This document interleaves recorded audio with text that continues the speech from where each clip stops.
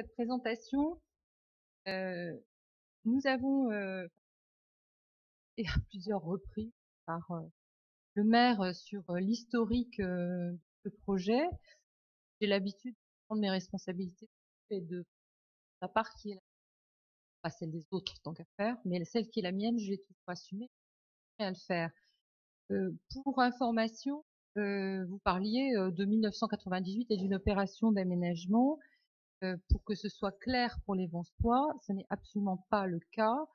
Il s'agissait dans le poste d'ailleurs de 89 de mon prédécesseur à l'époque, d'André Pourin, et dans le poste de 88, d'un secteur plan masse, cet quartier, de la même manière d'ailleurs qu'il y en avait un sur Marie-Antoinette. Qu'est-ce que c'est qu'un secteur plan masse? C'est simplement un secteur sur lequel il y a l'emprise des bâtiments futurs. En fait, on dessine la forme urbaine que l'on veut.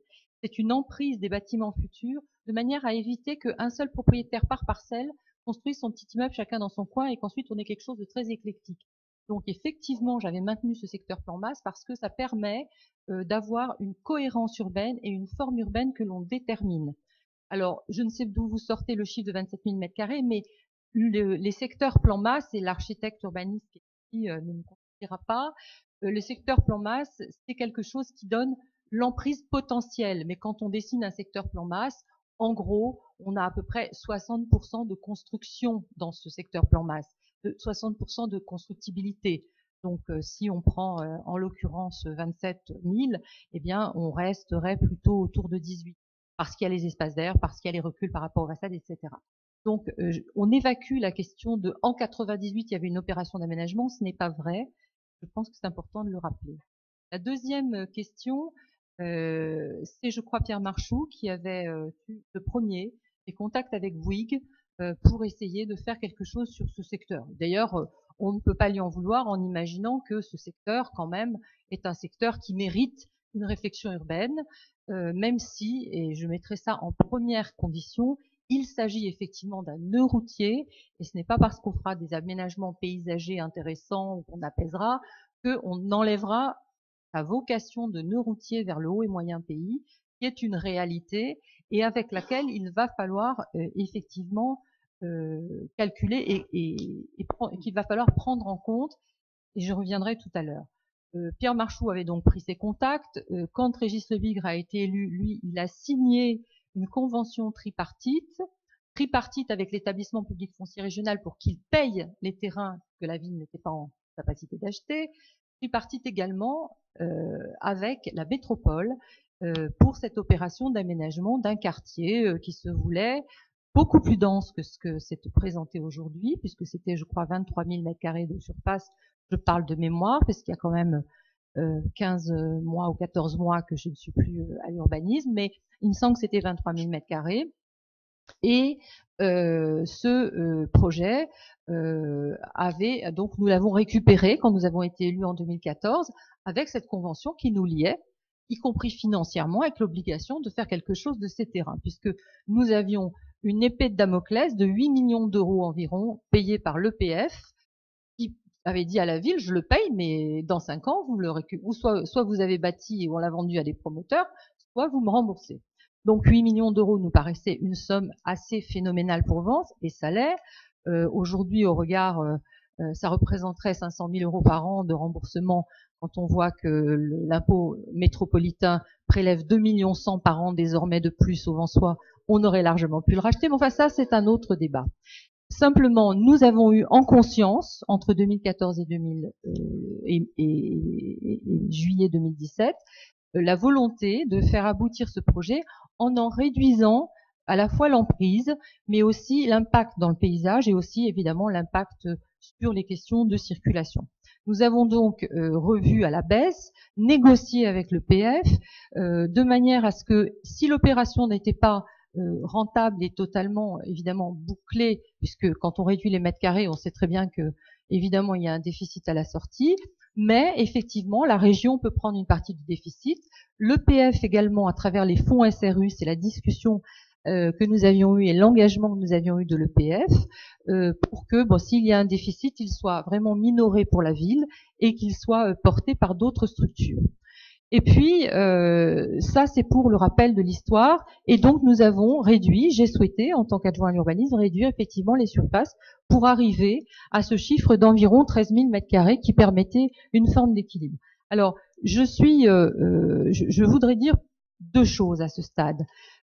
D'abord, il y a eu un appel à candidature avec une procédure négociée. Il y a eu il y a eu 4 promoteurs constructeurs retenus après diverses péripéties, on va dire. Et finalement, 3 seulement ont répondu.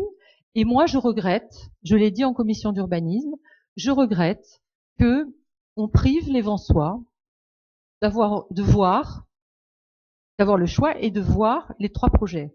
Je le regrette pour les Vensois parce que vous êtes constamment en train de parler de comités de quartier, de concertation, d'associations des Vensois, mais néanmoins, aujourd'hui, on nous présente un projet. Voilà, c'est à prendre ou à laisser. Je le regrette pour les Vensois et pour la concertation.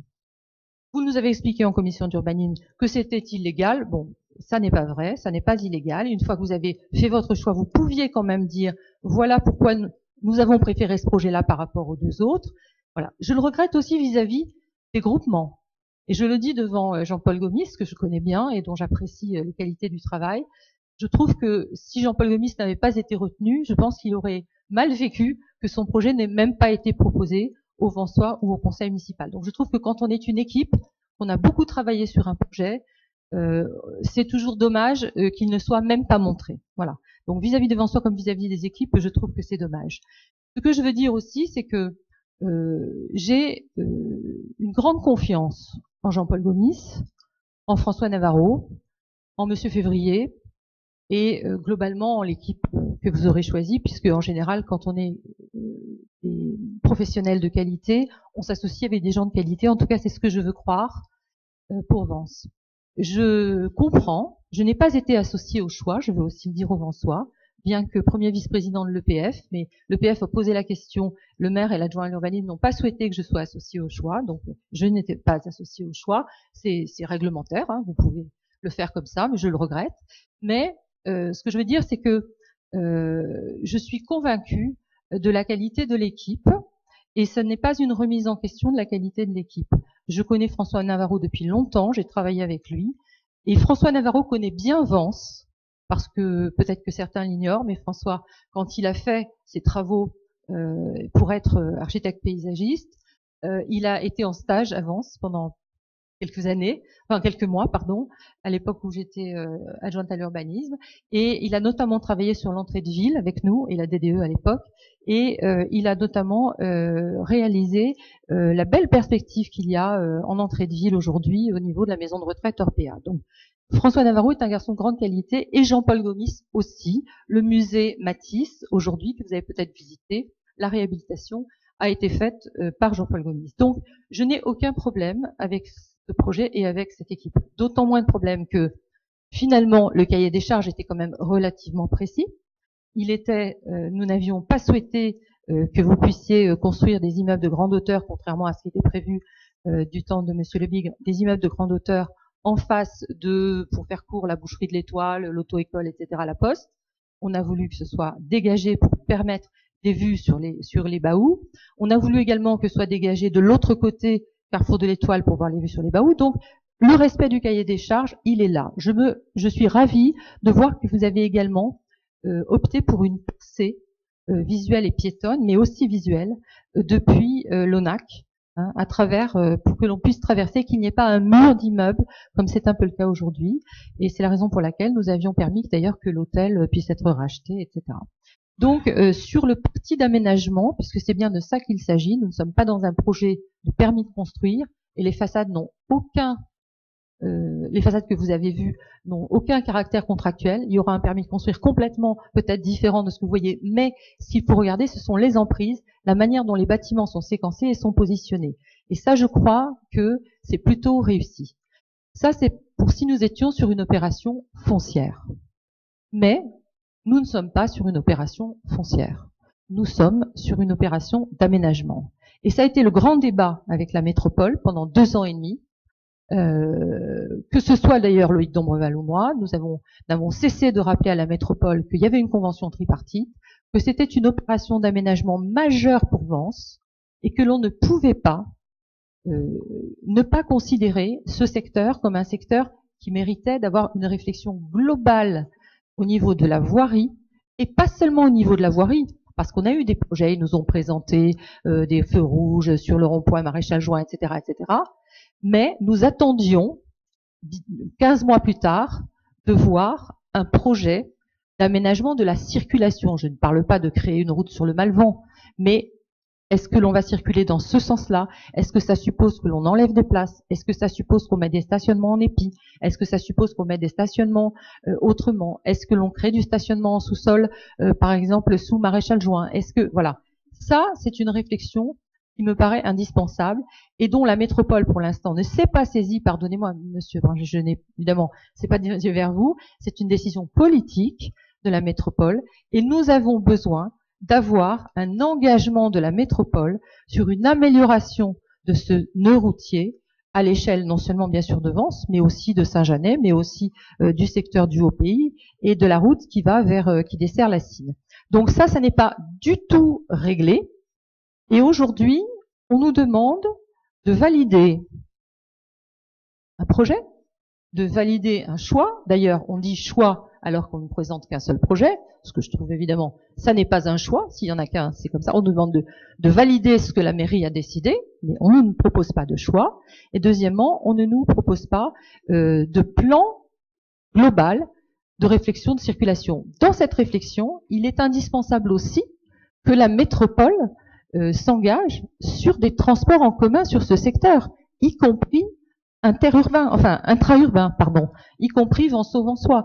Parce que si, j'entends bien que Patrice Mirand est plein d'espoir avec l'ADEME, le vélo et le covoiturage, et il a raison, parce que si on ne bouscule pas, on le voit avec l'écologie souvent, si on bouscule pas un peu à un moment donné, on n'y arrive pas.